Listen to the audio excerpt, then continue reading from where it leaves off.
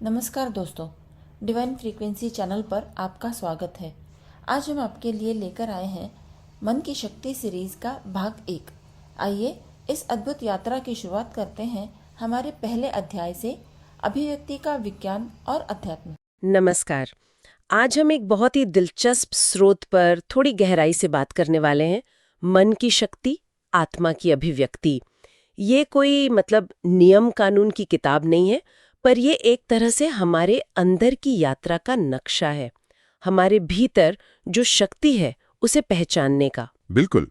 और इसका जो सेंट्रल आइडिया है वो काफ़ी गहरा है कि हम सिर्फ ये शरीर या ये दिमाग नहीं है, बल्कि हम उस बड़ी परम चेतना का हिस्सा हैं जिसमें आप कह सकते हैं ब्रह्मांड की सारी शक्ति है। और कमाल ये है कि ये शक्ति कहीं बाहर नहीं, यहीं है हमारे अंदर। वो उपनिषदों वाली बात याद आती है, अहम ब्रह्मास्मि। हाँ, अहम ब्रह्मास्मि, मैं ही ब्रह्म हूँ। ये सोचना ही अपने आप में कितना शक्तिशाली है। तो ये स्रोत बात करता है अभिव्यक्ति की, मैनिफेस्टेशन की। ये असल में है क्या और ये काम कैसे करता है, मतलब इसका आधार क्या है? अपनी भावनाओं और जो हमारे गहरे विश्वास हैं उनके जरिए अपनी मनचाही सच्चाई को बनाना। स्रोत इसे सिर्फ कुछ पाने की तकनीक नहीं मानता, बल्कि खुद को जानने की एक प्रक्रिया की तरह देखता है। अच्छा। और इसका आधार है वो बहुत पुराना सिद्धांत, जैसा भीतर वैसा बाहर। मतलब जो हमारी अंदर की दुनिया है वही हमारी बाहर की परिस्थितियों को बनाती है। ठीक है, जैसा भीतर वैसा बाहर, ये तो सुना है। पर स्रोत इसे विज्ञान से भी जोड़ता है ना? जैसे क्वांटम भौतिकी, ऊर्जा, कंपन, ये सब कैसे जोड़ता है इससे? हाँ, ये एंगल बड़ा इंटरेस्टिंग है। स्रोत मतलब क्वांटम फिजिक्स के नजरिए से समझाता है कि सब कुछ असल में ऊर्जा ही है, एनर्जी, बस अलग अलग कंपन या वाइब्रेशन के रूप में। तो हमारे विचार और हमारी भावना है वो भी इसी तरह की सूक्ष्म ऊर्जा कंपन है। जब हम किसी इच्छा पर, किसी चीज पर अपना पूरा ध्यान लगाते हैं और उसमें तीव्र भावना जैसे खुशी या यकीन उसे जोड़ देते हैं, हाँ, तो हम यूनिवर्स में, ब्रह्मांड में एक खास तरह का एनर्जी सिग्नल भेजते हैं। ओके। और ये सिग्नल अपनी जैसी ही ऊर्जा वाली परिस्थितियों को, अनुभवों को अपनी तरफ खींचता है, जिसे आजकल लोग लॉ ऑफ अट्रैक्शन या आकर्षण का नियम भी कहते हैं। राइट। स्रोत ये भी कहता है कि हमारा जो अवचेतन मन है, सबकॉन्शियस माइंड, वो इन वाइब्रेशंस को पकड़ता है और एक चुम्बक की तरह काम करता है, खासकर उन विश्वासों के आधार पर जो बहुत गहरे बैठे हुए हैं। अच्छा, जैसे क्वांटम फिजिक्स में वो ऑब्जर्वर इफेक्ट होता है, कुछ वैसा कि ध्यान देने से चीजें बदलती हैं? हाँ, कुछ हद तक वैसी ही बात है। जैसे देखने वाले का ध्यान वास्तविकता को प्रभावित करता है, वैसे ही हमारा केंद्रित विश्वास, हमारी भावनाएं हमारी रियलिटी को शेप दे सकती हैं। ये विज्ञान वाला एंगल तो काफी लॉजिकल लगता है, पर स्रोत सिर्फ यहीं तक तो नहीं रुकता है ना? इसका एक आध्यात्मिक पहलू भी है जो शायद ज्यादा गहरा है। वो क्या कहता है? बिल्कुल।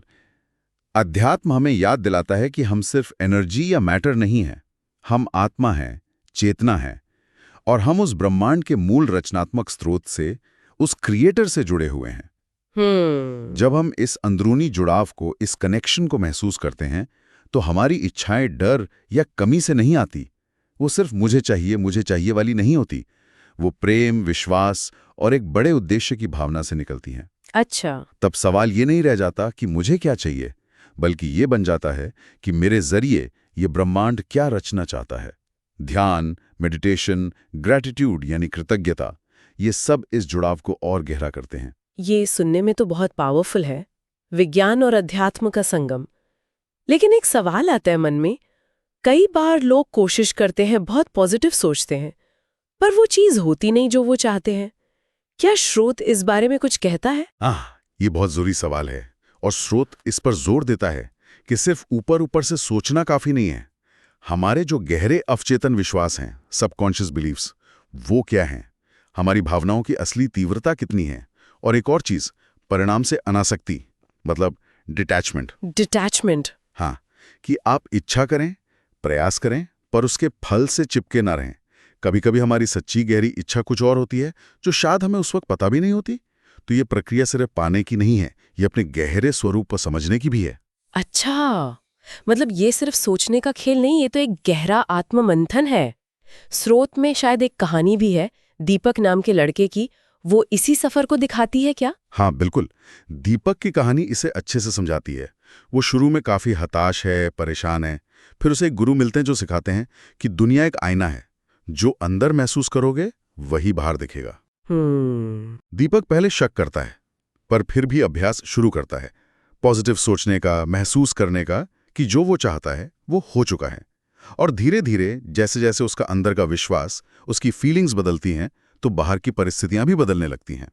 जैसे? उसमें कॉन्फिडेंस आता है, उसके रिश्ते सुधरते हैं, उसे नए अवसर मिलते हैं।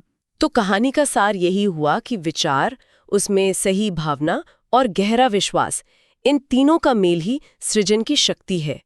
ये कोई बाहर का जादू नहीं, बल्कि हमारे अंदर की दिव्यता का ही एक तरह से बाहर आना है। एकदम सही कहा आपने। स्रोत इसी बात पर बल देता है। अध्यात्म कहता है जैसा भीतर वैसा बाहर, और विज्ञान दिखाता है कि एनर्जी फॉलोज अटेंशन, मतलब ऊर्जा ध्यान देने पर वास्तविकता बनती है। जब ये दोनों समझ मिल जाती हैं तो बदलाव आता है। इसे रोजमर्रा की जिंदगी में उतारने के लिए कोई प्रैक्टिकल तरीका भी सुझाया गया है? रोज की भागदौड़ में ये सब याद रखना, करना मुश्किल लगता होगा। हाँ, एक सरल अभ्यास है। रोज कुछ मिनट, जैसे 10 मिनट, शांति से बैठें और ये महसूस करें कि मैं ब्रह्मांड की रचनात्मक शक्ति से जुड़ी हूं। ओके। अपनी इच्छाओं को लिखें, पर ऐसे लिखें जैसे वो पूरी हो चुकी हैं, प्रेजेंट टेंस में, और उसके लिए कृतज्ञता महसूस करें। और सबसे जरूरी, जब भी मन में डर या शक आए तो होशपूर्वक, कॉन्शियसली प्रेम और विश्वास को चुनें। ये लगातार अभ्यास की बात है। ये सुनने में सरल है, पर शायद लगातार करना ही असली चुनौती है। बिल्कुल, विज्ञान और अध्यात्म का ये संगम, जहां ऊर्जा और चेतना मिलते हैं, इसी को समझना और जीना, स्रोत के अनुसार यही अपनी छिपी हुई क्षमता को अनलॉक करने का तरीका है। ये सिर्फ इच्छा पूरी करना नहीं है, ये ब्रह्मांड की लय के साथ एक हो जाना है। और ये वाकई सोचने पर मजबूर करता है। अगर हमारे विचार और भावनाएं सच में इतनी शक्तिशाली हैं, तो शायद सबसे पहला और सबसे जरूरी काम अपने मन को साधना है, उसे समझना है, ताकि वो हमारे खिलाफ काम करने की बजाय सच में हमारी मदद कर सके। इस पर यकीनन और सोचा जा सकता है। अध्याय 2, मन की शक्ति, विचारों से सृष्टि तक। आज हम कुछ बहुत दिलचस्प स्रोतों पर बात करने वाले हैं। टॉपिक है मन की शक्ति, विचारों से सृष्टि तक। ये स्रोत बताते हैं कि कैसे हमारे दिमाग में आने वाला एक छोटा सा, मामूली सा विचार भी हमारी पूरी जिंदगी की दिशा बदल सकता है। हाँ बिल्कुल। और देखिए, मूल बात जो इन स्रोतों से निकल कर आती है वो ये है कि हमारा मन सिर्फ सोचने समझने की मशीन नहीं है। अच्छा? ये एक सृजन करने वाली शक्ति है, एक निर्माता है। मतलब जैसा हम गहराई से सोचते हैं, जिस चीज पर सच में विश्वास करने लगते हैं, वो हमारी असलियत बनने लगती है। हाँ बिल्कुल, वही हमारी हकीकत का रूप ले लेती है। तो आज हम इन्हीं स्रोतों की मदद से समझेंगे कि मन की ये परतें कैसे काम करती हैं। सचेत मन, अवचेतन मन और ये विचारों की ऊर्जा कैसे हमारी दुनिया बनाती है। चलिए शुरू करते हैं। जरूर। तो देखिए, स्रोतों में साफ तौर पर मन के 2 हिस्सों का जिक्र है। एक तो है हमारा सचेत मन, कॉन्शियस माइंड जिसे कहते हैं। हाँ, जो सोचता है, तर्क करता है, निर्णय लेता है। बिल्कुल, जो जागते हुए काम करता है। और दूसरा है अवचेतन मन, सबकॉन्शियस माइंड। ये पर्दे के पीछे काम करता है। अच्छा, पर्दे के पीछे मतलब कैसे? मतलब ये कि अवचेतन मन तर्क नहीं करता, वो सवाल नहीं पूछता। सचेत मन जो भी विचार, जो भी विश्वास उसे बार बार देता है, ये उसे एक आज्ञाकारी सेवक की तरह बस हकीकत में बदलने में लग जाता है। तो जैसे अगर सचेत मन बीज चुनता है, बिल्कुल, तो अवचेतन मन उस बीज को जमीन में रोपकर सींचने लगता है। बिल्कुल सही उदाहरण दिया आपने। अगर कोई लगातार सोचे मैं ये काम कर सकती हूँ, मैं सक्षम हूँ, तो ये विचार धीरे धीरे अवचेतन में बैठ जाता है। और फिर अवचेतन मन ऐसी परिस्थितियां, ऐसे मौके बनाने लगता है जिससे ये विश्वास सच साबित हो। वो अंदर से प्रेरणा देगा, बाहर से रास्ते खोलेगा। ये तो कमाल की बात है। लेकिन ये विचारों की ऊर्जा वाली बात क्या है? हाँ, ये भी बहुत दिलचस्प है। स्रोत कहते हैं कि हर विचार, चाहे वो अच्छा हो या बुरा, उसकी अपनी एक ऊर्जा होती है। एक तरह की वाइब्रेशन, कंपन, ऊंची वाइब्रेशन वाले सकारात्मक विचार हैं।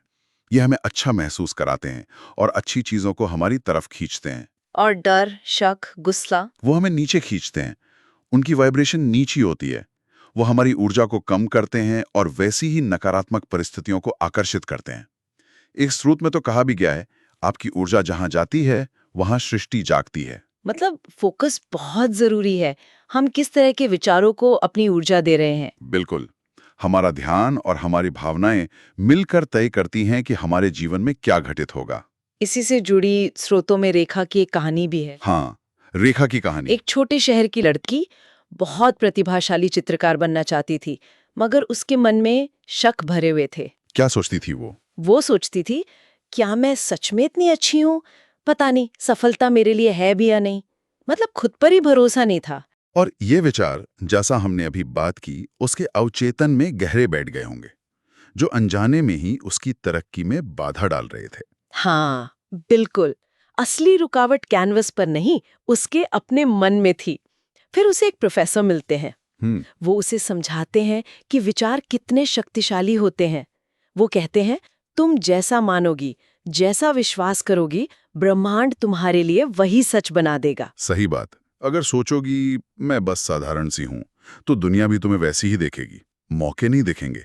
और अगर सोचोगी मेरे अंदर सृजन की शक्ति है, तो रास्ते खुलेंगे, मदद मिलेगी, अवसर नजर आने लगेंगे। और रेखा ने यही किया। उसने अपने नकारात्मक विचारों को पहचानना शुरू किया। मैं नहीं कर सकती को होशपूर्वक बदला। मैं सीख रही हूं और मैं कर सकती हूं। हाँ, यहीं पर एफर्मेशंस यानी सकारात्मक कथनों का रोल आता है। उसने शायद रोज दोहराना शुरू किया होगा, जैसे मेरी कल्पनाएं मेरे हाथों से साकार होती हैं। हाँ, बिल्कुल। जैसे कि स्रोतों में कुछ अभ्यास बताए भी गए हैं। अपने विचारों पर ध्यान देना, उन्हें लिखना। और जानते हैं नतीजा क्या हुआ? क्या हुआ? रेखा की कलाकृति न सिर्फ एक प्रदर्शनी में लगी और सराही गई, बल्कि उसे एक नामी आर्ट गैलरी से काम करने का प्रस्ताव भी मिला। वो एक प्रेरणा बन गई। कमाल है।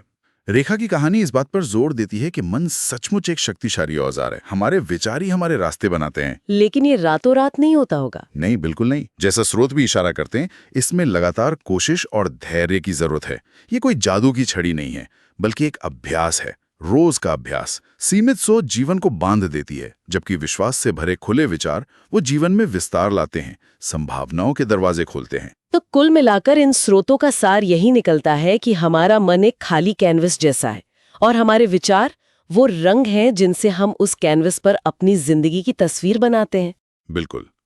इसलिए बहुत ध्यान से, जागरूकता से, प्रेम और विश्वास के साथ अपने विचारों को चुनना चाहिए। स्रोत कुछ तरीके भी सुझाते हैं ना इसके लिए। हाँ, कुछ व्यवहारिक अभ्यास हैं, जैसे रोज बस 5-10 मिनट शांति से बैठकर अपने विचारों के प्रवाह को देखना, बिना उन्हें अच्छा बुरा कहे, बस देखना, एक साक्षी की तरह। हाँ बिल्कुल।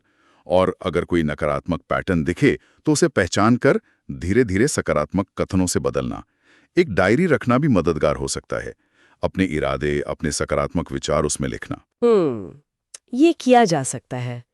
तो आज की हमारी इस चर्चा से ये तो साफ है कि विचार सिर्फ दिमाग की तरंगे नहीं हैं। ये असल में वो औजार हैं जिनसे हम अपनी वास्तविकता को, अपनी हकीकत को गढ़ते हैं। हाँ, और ये हमें एक बहुत गहरे सवाल पर लाकर छोड़ता है, सोचने पर मजबूर करता है। क्या सवाल? कि अगर हमारे विचारों में वाकई इतनी शक्ति है, तो क्या कोई व्यक्ति जानबूझकर होशपूर्वक अपने नजरिए को, अपने देखने के ढंग को इस तरह विकसित कर सकता है कि बाहरी हालात चाहे जैसे भी हों, मुश्किल हों, चुनौतीपूर्ण हों, वो फिर भी अपने अनुभवों को एक सकारात्मक दिशा दे सके, उन्हें सक्रिय रूप से आकार दे सके? ये सोचने और खोजने लायक बात है। अध्याय 3 दृष्टिकोण में महारत। सोच बदलो, जीवन बदलो। नमस्कार। हाँ। आज हम कुछ स्रोतों पर गहराई से नजर डाल रहे हैं। हाँ। विषय है दृष्टिकोण में महारत। सोच बदलो, जीवन बदलो। ये सिर्फ पॉजिटिव सोचने वाली बात नहीं है, बल्कि ये समझना है कि हम दुनिया को कैसे देखते हैं और ये हमारे अनुभव को कैसे आकार देता है। बिल्कुल। स्रोत बिल्कुल साफ कहते हैं कि बाहरी परिस्थितियां शायद उतनी मायने नहीं रखती जितना हमारा आंतरिक नजरिया। अच्छा। हाँ, जैसे मान लीजिए बारिश हो रही है, किसी के लिए वो बड़ी रोमांटिक हो सकती है, किसी के लिए मुसीबत है ना। सब देखने के ढंग पर है। तो क्या ये सिर्फ वो ग्लास आधा भरा है वाली बात है, या इसमें कुछ गहरा है? हाँ, गहरा तो है। स्रोत कहते हैं कि असली बदलाव तब आता है जब हम संकट को अवसर की तरह देखें, ओके। अस्वीकृति को सीखने का एक मौका समझें और जो कमजोरियां हैं उन्हें चुनौती की तरह लेना शुरू करें। यहीं पर स्रोत दो तरह की मानसिकताएं बताते हैं। एक है स्थिर दृष्टिकोण। स्थिर दृष्टिकोण। हाँ, मतलब ये मानना कि हमारी क्षमताएं या हालात वो बस तय हैं, हम बदल नहीं सकते। अच्छा, कि मैं तो ऐसे ही हूँ। बिल्कुल। और दूसरी है विकासशील दृष्टिकोण। विकासशील। हाँ, ये विश्वास कि हम सीख सकते हैं, बढ़ सकते हैं और हर अनुभव, चाहे अच्छा हो या बुरा, हमें कुछ सिखाता है।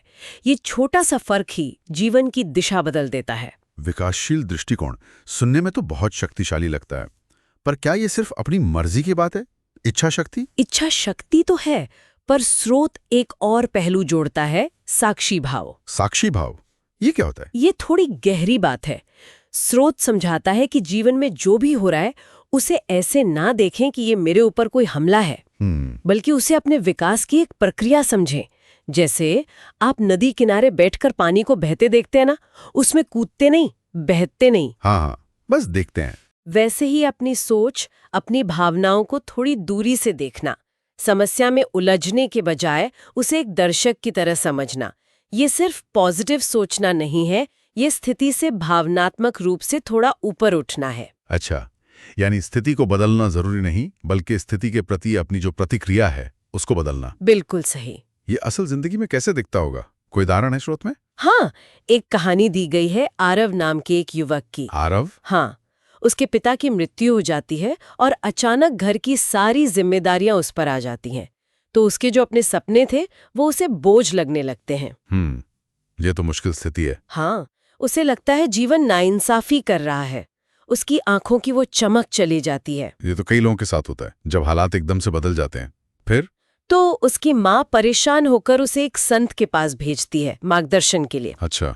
अब वो संत सीधा कोई उपदेश नहीं देते, वो आरव से कहते हैं कि जाओ पहाड़ी से एक बड़ा भारी सा पत्थर उठा कर लाओ। हाँ, पत्थर? हाँ, पत्थर। आरव बड़ी मुश्किल से हांफता हुआ वो पत्थर लाता है। एक पत्थर, इसका क्या मतलब हुआ? संत मुस्कुराते हैं और पूछते हैं, बेटा, ये पत्थर तुम्हारे जीवन की कठिनाइयों जैसा नहीं लगता? भारी, कठोर। फिर वो समझाते हैं कि देखो, ये पत्थर तो बस एक पत्थर है। तुम इसे बोझ मान सकते हो या इसे अपनी ताकत आजमाने का एक तरीका। ओके। तुम सोच सकते हो कि जीवन ने तुम पर बोझ डाल दिया, या ये सोच सकते हो कि जीवन तुम्हें मजबूत बना रहा है। चुनाव तुम्हारा है। तुम्हारा नजरिया ही इसे बोझ या अवसर बनाएगा। वाह, ये तो सोचने वाली बात है। मतलब पत्थर का वजन तो वही रहा, बिल्कुल, पर उसे उठाने का जो अनुभव था वो बदल गया, सिर्फ सोच बदलने से। एकदम। आरव पर इस बात का बहुत गहरा असर होता है। वो एक नई दृष्टि लेकर लौटता है। अच्छा। अब वो जिम्मेदारियों को बोझ नहीं समझता, वो उन्हें एक चुनौती की तरह लेता है, खुद को साबित करने का एक मौका। जहां पहले वो सोचता था मेरे साथ ही क्यों, ये सवाल तो आता है मन में। अब वो सोचने लगता है, अच्छा, ये स्थिति मुझे क्या सिखा रही है। और इसका नतीजा क्या निकला? क्या बदला उसकी जिंदगी में? स्रोत बताता है कि कुछ ही सालों में आरव न केवल अपनी पारिवारिक जिम्मेदारियां बखूबी निभाता है, बल्कि गांव का एक बहुत सम्मानित शिक्षक बन जाता है। शिक्षक? वाह। हाँ, वो अपने अनुभवों से दूसरों को सिखाता है, प्रेरणा देता है। उसने हालात नहीं बदले, उसने अपना नजरिया बदला और उसका पूरा जीवन बदल गया। तो सार यही है कि हमारा दृष्टिकोण वो चश्मा है जिससे हम दुनिया देखते हैं। अगर चश्मा धुंधला है या मान लीजिए नकारात्मक रंग का है तो सब वैसा ही दिखेगा। बिल्कुल। उससे साफ करें या बदलें तो दुनिया ही बदल जाती है। एकदम सही कहा। और स्रोत इसे सिर्फ एक विचार तक नहीं छोड़ता, वो कुछ अभ्यास भी सुझाता है। अभ्यास? कैसे अभ्यास? जैसे एक है विचार परिवर्तन, मतलब जब भी कोई नेगेटिव सोच आए मन में, जैसे मैं ये नहीं कर सकता, हाँ, या सब मेरे खिलाफ है, तो उसे होशपूर्वक पकड़ें और एक सकारात्मक या कम से कम एक न्यूट्रल दृष्टिकोण में बदलें। कैसे? जैसे मैं यह नहीं कर सकता के बजाय मैं इसे करने का तरीका सीख सकता हूँ, या यह मुश्किल है पर इससे मैं कुछ सीखूंगा। ये सुनने में तो आसान लगता है, पर करना शायद मुश्किल हो, खासकर जब भावनाएं बहुत तेज हों। हाँ, अभ्यास की जरूरत तो होती है, एकदम से नहीं होता। इसीलिए स्रोत एक और सुझाव देता है, रोज आभार व्यक्त करना। आभार? किस लिए? उन मुश्किल परिस्थितियों के लिए, उन चुनौतियों के लिए जिन्होंने आपको कुछ सिखाया या मजबूत बनाया। ये एक तरह से अपने दिमाग को रीप्रोग्राम करने जैसा है। अच्छा। और एक और शक्तिशाली अभ्यास है रोज सुबह आईने में देखकर खुद से कहना, मेरा दृष्टिकोण मेरी सृष्टि है, मैं चुनता हूं कि हर स्थिति में अवसर देखूं। मेरा दृष्टिकोण मेरी सृष्टि है, ये तो काफी पावरफुल है ना? तो ये सिर्फ सोचने की नहीं, बल्कि इसे रोज की आदत बनाने की बात है। हाँ, आज की इस बातचीत से ये तो साफ है कि दृष्टिकोण बदलने में वाकई बहुत शक्ति है। ये सचमुच जीवन बदल सकता है। हाँ बिल्कुल। और ये हमें एक और गहरे सवाल की तरफ ले जाता है जिस पर शायद आगे और सोचा जा सकता है वो क्या? कि अगर हमारा दृष्टिकोण हमारे अनुभव को इतना बदल सकता है तो हमारी भावनाएं, हमारे इमोशंस, उनका क्या रोल है इसमें? क्या भावनाएं सिर्फ अनुभव का नतीजा है या वे खुद एक तरह की ऊर्जा हैं जो हमारे दृष्टिकोण को और भी ज्यादा प्रभावित करती हैं? स्रोत संकेत देता है कि हृदय की जो भावना है वो अभिव्यक्ति को गहराई से असर डाल सकती है। ये एक और परत है जिसे समझना शायद दृष्टिकोण पर महारत को और गहरा बना सकता है। ये सोचने वाली बात है ना? अध्याय 4 भावना का बल, हृदय की ऊर्जा से सृजन। नमस्कार। आज हम एक बहुत ही दिलचस्प विषय पर बात कर रहे हैं, हमारी भावनाओं की ताकत और कैसे हम अपने दिल से, अपनी भावनाओं से अपनी दुनिया रच सकते हैं। इसके लिए हमने भावना का बल, हृदय से सृजन किताब के कुछ अंश देखे हैं और हमारा मकसद है इसके पीछे जो गहरे विचार छिपे हैं उन्हें समझना। हाँ बिल्कुल। और इसका जो मुख्य विचार है वो वाकई सोचने लायक है। हाँ, जैसे ये कहते हैं कि अगर विचार एक बीज है तो भावना वो पानी है जो उसे सींचता है। सही। मतलब सिर्फ सोचना काफी नहीं है, इच्छाओं को गहराई से महसूस करना पड़ता है। और ये माना जाता है कि भावना ही वो चिंगारी है, वो ऊर्जा है जो विचार को ब्रह्मांड तक पहुंचाती है।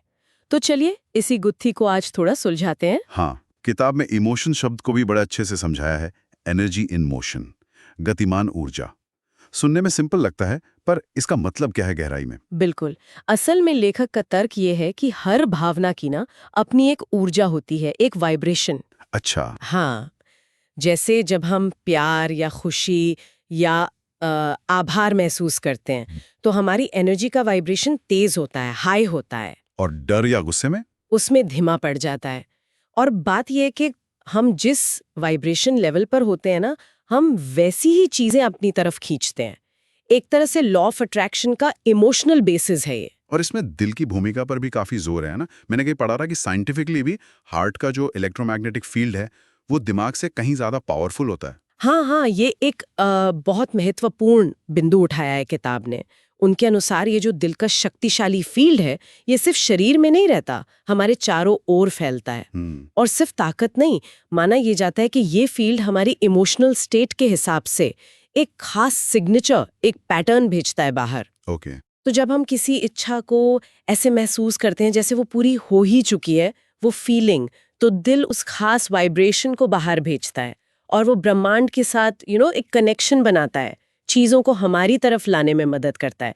ये सिर्फ सोचना नहीं है, ये दिल से महसूस करना है। हाँ, ये बात तारा की कहानी में बहुत अच्छे से दिखती है जिसका जिक्र है इसमें। हाँ, वो कहानी काफी प्रभावशाली है। एक गांव था, सूखा पड़ा हुआ था, लोगों ने खूब पूजा पाठ किए, बड़े बड़े यज्ञ भी हुए हैं, पर बारिश नहीं हुई।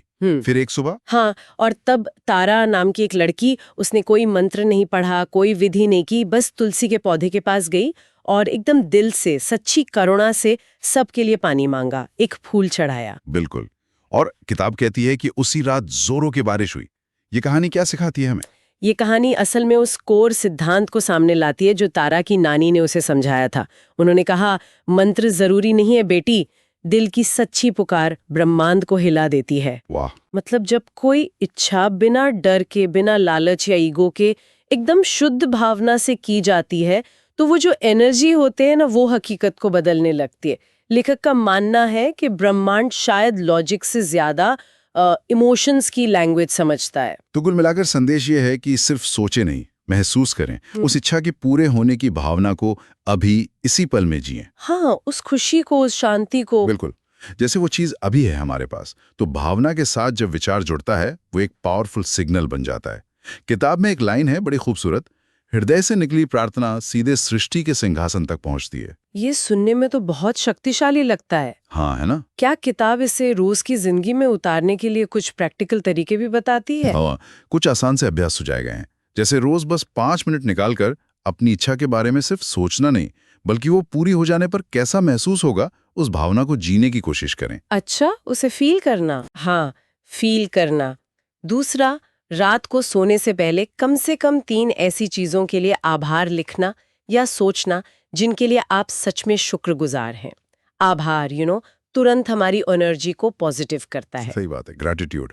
और तीसरा, ऐसा संगीत सुने जो आपके दिल को छूता हो, क्योंकि संगीत सीधे इमोशंस को जगाने का एक बहुत असरदार तरीका है। ये छोटी छोटी चीजें उस इमोशनल स्टेट को बनाए रखने में मदद करती हैं। ये तो काफी डुएबल लगता है, आभार और संगीत जैसी चीजें। और इससे एक गहरा सवाल भी मन में आता है। अगर दिल की ये भावनात्मक ऊर्जा वाकई इतनी पावरफुल है जैसा ये स्रोत बता रहा है, तो इस समझ को हम अपनी रोज की जो चुनौतियां हैं, मुश्किलें हैं या जो बड़े लक्ष्य हैं, उनका सामना करने के तरीके को बदलने में कैसे इस्तेमाल कर सकते हैं? हाँ, ये सोचने वाली बात है। मतलब हम दिन भर में अपनी भावनात्मक स्थिति पर कितना ध्यान देते हैं, उसे कितना चुनते हैं। बिल्कुल। क्या हम अपनी इमोशनल एनर्जी को मैनेज कर रहे हैं? ये एक महत्वपूर्ण सवाल है। सही कहा। वैसे इन अंशों में आगे विश्वासों की शक्ति पर भी बात हुई है कि कैसे जो हम सच मानते हैं वो हमारी सच्चाई बन जाता है। शायद इस पर हम अगली बार और बात कर सकते हैं। हाँ, वो भी एक बहुत गहरा विषय है। फिलहाल आज की बातचीत का सार यही है, महसूस करने की ताकत। इसे कम नहीं समझना चाहिए। अध्याय 5 आस्था और विश्वास, अदृश्य पर अटल यकीन। नमस्कार। आज हम एक बहुत गहरे विषय पर बात करने वाले हैं, आस्था और विश्वास। जी। हमारे पास एक स्रोत है जिसका शीर्षक है आस्था और विश्वास, अदृश्य पर अटल यकीन। ये समझने की कोशिश करता है कि वो अंदरूनी एहसास क्या है जो मुश्किल में भी कहता है सब ठीक होगा, है ना, भले ही कुछ दिख ना रहा हो सामने। हाँ बिल्कुल, वो एक अंदरूनी आवाज आप कह सकते हैं। सामग्री ये भी कहती है कि विश्वास जो है वो विचारों को हकीकत बनाने वाला एक पुल जैसा है। जी। एक तरह का आंतरिक निश्चय कि जो हम चाहते हैं वो आ रहा है हमारी तरफ, चाहे अभी नजर न भी आए। तो चलिए इसी स्रोत के आधार पर जरा आस्था और विश्वास के फर्क को और इनके महत्व को समझने की कोशिश करते हैं। पहले आस्था की बात करें। स्रोत कहता है कि आस्था यानी दिव्य शक्ति पर एक तरह का पूर्ण समर्पण। हाँ, ये मानना कि जो भी हो रहा है वो मेरे लिए सबसे अच्छा है, इसे दिल का गुण बताया गया है। हाँ, और इसमें जो दिलचस्प बात है वो है भावना की शक्ति पर जोर। स्रोत कहता है कि सच्ची भावना, मतलब दिल से निकली हुई, वो एक ऐसा कंपन पैदा करती है जिसे ब्रह्मांड विचारों से भी पहले पकड़ता है। अच्छा, मतलब सोचना काफी नहीं। हाँ बिल्कुल, दिल से महसूस करना ज्यादा जरूरी है, ऐसा कहा गया है।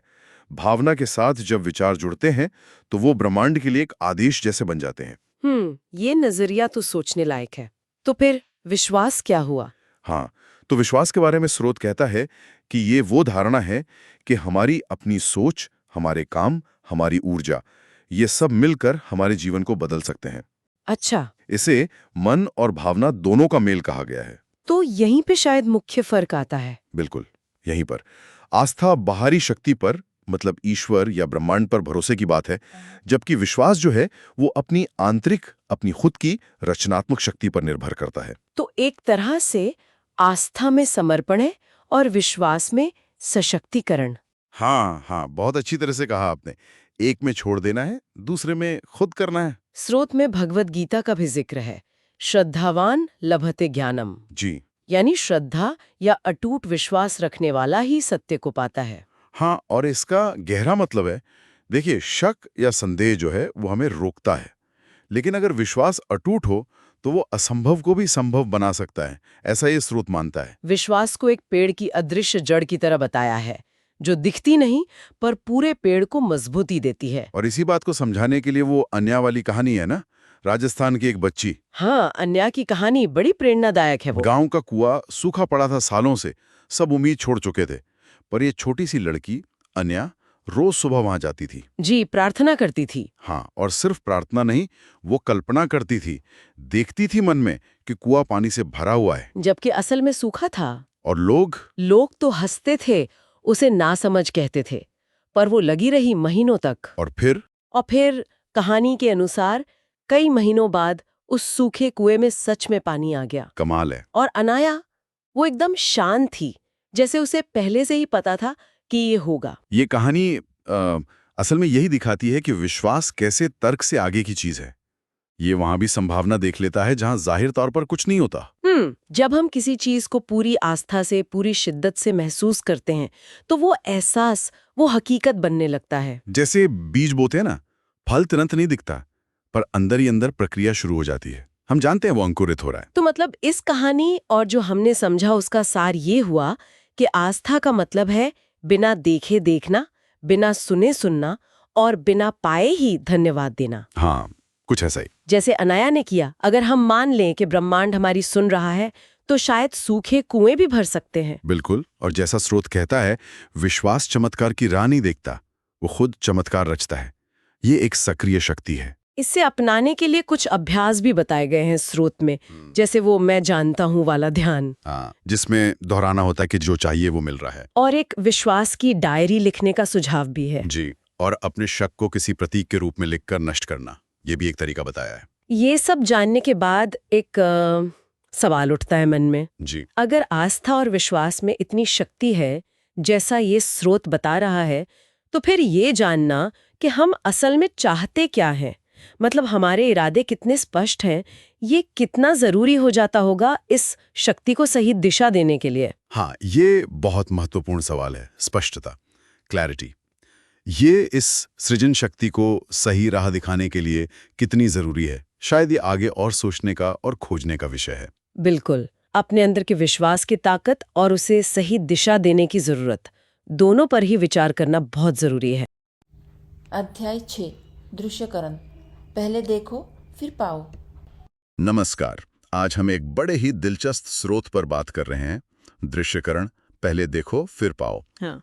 इसका जो मूल विचार है वो ये कि जो आप अपने मन में बिल्कुल साफ देख सकते हैं, वो आप असलियत में पा सकते हैं। स्रोत कहता है कि हर महान चीज पहले किसी के मन में ही बनती है। तो देखते हैं, ये सिर्फ कल्पना है या कुछ और। हाँ, और स्रोत का एक बहुत अहम दावा है इसमें, वो ये कि हमारा जो दिमाग है ना, वो कल्पना और असलियत में ज्यादा फर्क नहीं समझता। अच्छा। हाँ, जब हम किसी चीज को पूरी शिद्दत से, मतलब पूरी भावनाओं के साथ सोचते हैं, कल्पना करते हैं, तो दिमाग के जो रास्ते हैं वो वैसे ही सक्रिय हो जाते हैं जैसे वो सच में हो रहा हो।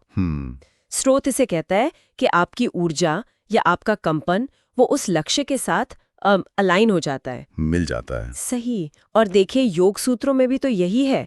पहले धारणा, मतलब किसी विचार को पकड़ना, फिर ध्यान, उसे गहराना, और फिर समाधि, मतलब सृजन। हाँ, बिल्कुल।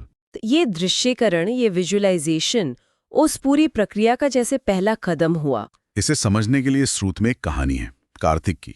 एक बिल्कुल साधारण सा फैक्ट्री वर्कर था। मतलब जिंदगी थोड़ी रुट नीरस सी थी। उसने एक दिन पहाड़ों की शांत झील वाली एक पेंटिंग खरीदी। ठीक है। और वो रोज रात को उसे देखता था और कल्पना करता था कि वो वहीं झील किनारे बैठा है, शांति महसूस कर रहा है। यहां तक तो ये बस एक सपना देखने जैसा लगता है ना? हाँ, लगता तो है। लेकिन स्रोत यहीं पर एक बहुत जरूरी बात बताता है। क्या? कि उसने सिर्फ देखा नहीं, उसने उस शांति को, उस स्पष्टता को महसूस किया, जैसे वो उसी पल, उसी वक्त वहां मौजूद हो। अच्छा, मतलब सिर्फ देखना नहीं, महसूस करना। बिल्कुल। ये कोई दिमागी कसरत नहीं थी, बस ये एक पूरा भावनात्मक अनुभव था। और नतीजा? हाँ, नतीजा क्या हुआ? स्रोत बताता है कि कुछ ही महीनों में उसने वो नौकरी छोड़ दी, पहाड़ों की तरफ चला गया, वहां उसने कला सीखी और फिर एक कामयाब कलाकार बन गया। अरे वाह। और सबसे मतलब कमाल की बात ये कि एक दिन वो सचमुच असलियत में उसी झील के किनारे ठीक उसी तरह बैठा था जैसा उसने अपनी कल्पना में देखा था। कमाल है। ये दिखाता है कि सिर्फ देखना काफी नहीं है, उसको जीना, महसूस करना जरूरी है। सही बात। तो क्या इसका मतलब ये हुआ कि हम अपने भविष्य की कहानी एक तरह से अपने मन में लिख सकते हैं कि ये जो विजुअलाइजेशन है, ये सिर्फ ख्याली पुलाव नहीं, बल्कि जैसा स्रोत कहता है, आत्मा की आंखों से देखी गई सच्चाई है। स्रोत बिल्कुल इसी विचार को पुख्ता करता है। वो कहता है जो तुम भीतर देख सकते हो उसे बाहर पा सकते हो।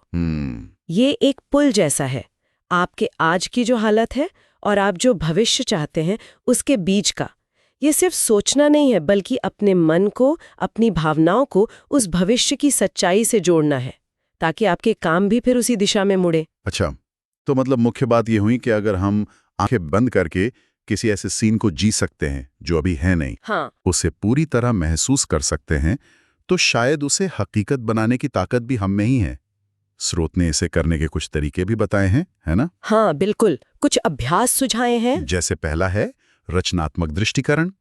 रोज 5-10 मिनट उस स्थिति की कल्पना करना जो चाहिए, जैसे वो अभी हो रही है, बिल्कुल अभी। दूसरा, विजन बोर्ड। अपनी इच्छाओं से जुड़ी तस्वीरें, शब्द एक बोर्ड पर लगाना और उसे रोज देखना। हाँ, ये काफी पॉपुलर है। और तीसरा, मन का सिनेमा। मतलब सोने से पहले अपनी इच्छा पूरी होने का एक छोटा सा सीन एक फिल्म की तरह मन में चलाना। हाँ, और स्रोत इन्हें मन को साधने का, उसे ट्रेन करने का अभ्यास मानता है।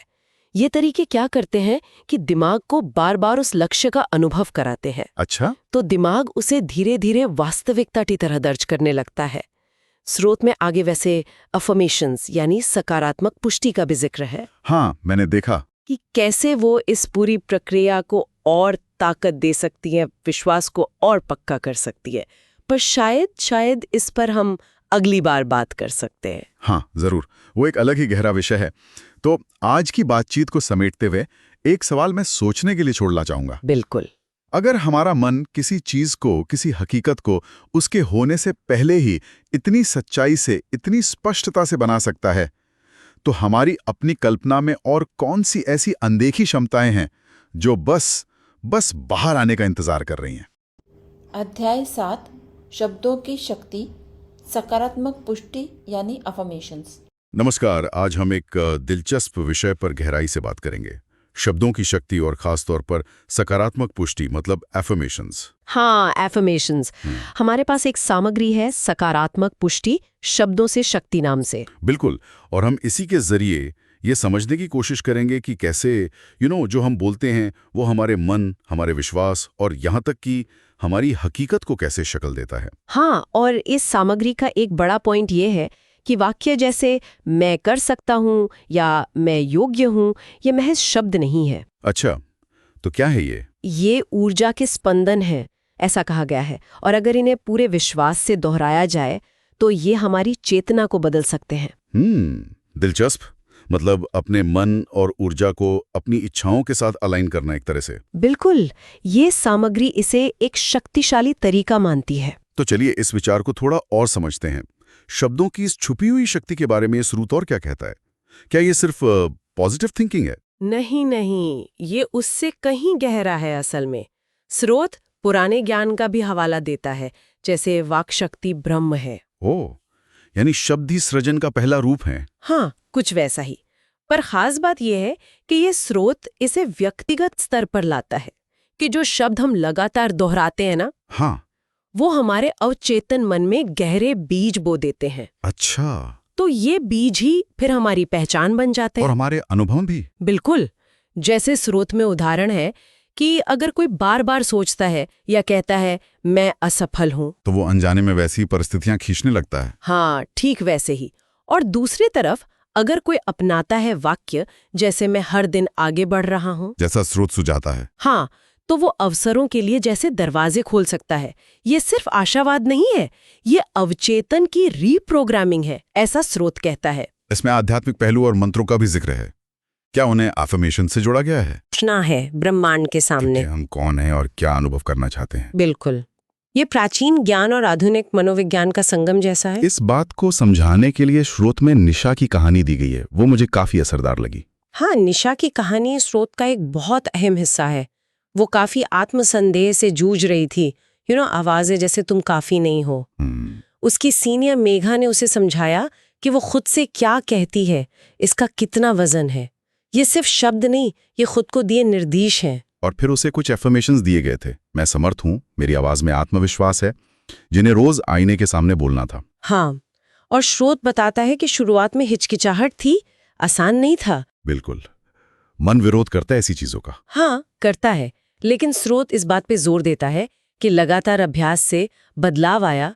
पहले आवाज में थोड़ी स्पष्टता आई, फिर टीम मीटिंग में सहजता बढ़ी, और आखिर में वो कामयाब प्रेजेंटेशन। हाँ, और स्रोत ये खास तौर पर मेंशन करता है कि उसके आंसू हार के नहीं थे, वो उस बदलाव के थे जो उसने महसूस किया। तो इस कहानी से मुख्य सबक क्या निकलता है स्रोत के अनुसार? पहला तो वही कि हमारे शब्द चेतना के बीज हैं। दूसरा, नेगेटिव से पॉजिटिव वाक्य पर जाना सिर्फ सोच बदलना नहीं, ऊर्जा बदलना है। पर सबसे जरूरी बात जिस पर यह स्रोत बहुत बल देता है वो है पुष्टि को महसूस करना, सिर्फ बोलना नहीं। उसको जीना, महसूस करना। एग्जैक्टली। यही भावना और निरंतरता मिलकर अवचेतन का विश्वास बनते हैं और फिर हकीकत बदलते हैं। ये सिद्धांत तो समझ आता है, लेकिन इसे असल जिंदगी में उतारें कैसे? क्या स्रोत कुछ प्रैक्टिकल स्टेप्स बताता है? हाँ, कुछ ठोस तरीके बताता है। पहला, अपनी जरूरत के हिसाब से 3 मुख्य अफर्मेशंस चुने, जैसे मैं प्रेम और सम्मान के योग्य हूँ, या मेरे जीवन में समृद्धि बढ़ रही है, या शायद मैं शांत और शक्तिशाली हूँ। ठीक है, चुन लिए। फिर उन्हें दोहराने का कोई खास तरीका? हाँ, शोध का सुझाव है रोज सुबह शाम आईने में अपनी आंखों में देखकर 5 बार दोहराएं। आंखों में देखकर? अच्छा। हाँ, और रात को उन्हें लिखें। लिखते वक्त कल्पना करें कि वो सच हो चुका है, और सबसे जरूरी, जैसा भी कहा, भावनाओं के साथ महसूस करते हुए कहें। भावनाएं जान डालती है एक तरह से। बिल्कुल। तो कुल मिलाके, जैसा ये स्रोत हमें दिखाता है, शब्द वो चाबी बन सकते हैं जो हमारी चेतना के बंद दरवाजे खोल दें। ये बातें नहीं, औजार हैं। बिल्कुल सही कहा।